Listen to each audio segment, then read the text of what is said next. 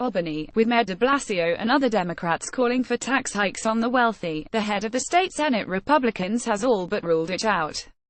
"We don't want to raise taxes, we don't," Senate Majority Leader John Flanagan told the Daily News. "We don't think we need to, nor do we have to.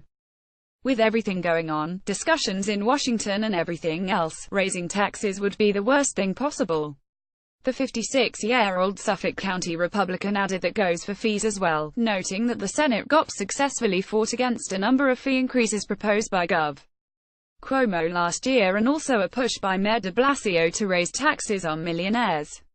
Flanagan said several months ago he was considering a 2018 run for governor.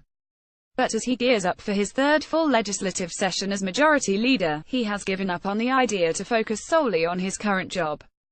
"I truly believe the best role that I can play is advancing what our interests are in terms of the Senate Republican Conference, working with our colleagues in a bipartisan capacity," he said. "I don't just want to maintain a majority, I want to grow it based on what our record is." Heading into the crucial 2018 elections in which control of the Senate is at stake, many GOP senators believe it would be political suicide to move off their opposition to tax hikes. "We spend well above $150 billion of taxpayers' money. People are taxed to death," Flanagan said. Hiking taxes, he said, could lead to a further population exodus from the state, which would lead to less revenue. "Everything we want to focus on is how do we stabilize taxes and, more importantly, how do we reduce them," he said.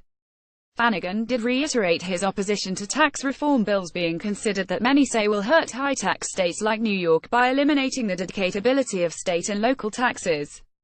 De Blasio has reiterated his call for a tax hike on millionaires to help fund the cash-starved mass transit system.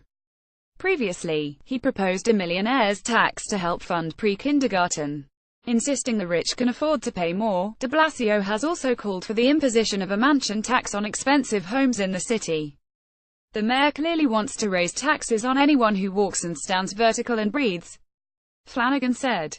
Mayor de Blasio proposed the millionaire's tax to pay for everything in the free world. "That's not what we want."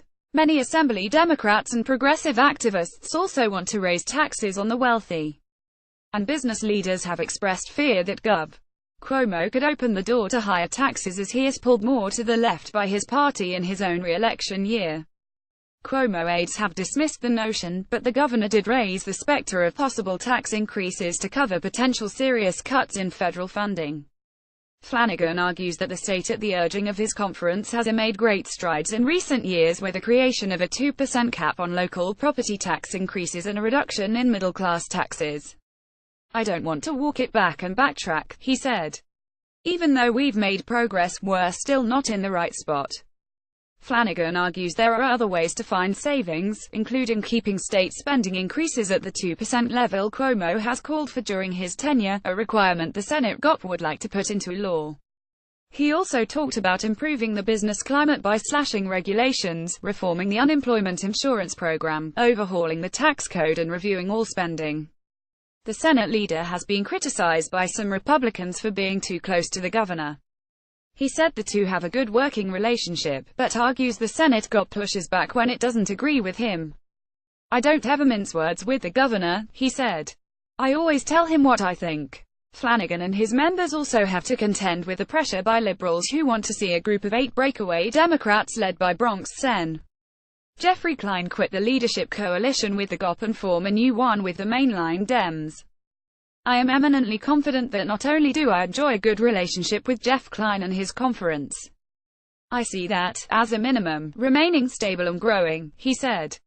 "We work well together. We don't always agree, but we've done a lot of good things." Critics of the relationship have writ Klein's group as Trump Democrats. Flanagan says he knows the Democrats will continue to try and tie the state GOP to the highly unpopular Trump and the national Republicans, but he feels his members will win based on the histories at home. "Of course we pay attention, but our members are extraordinarily astute and adept in their own ways," he said. "Our members have clearly delivered.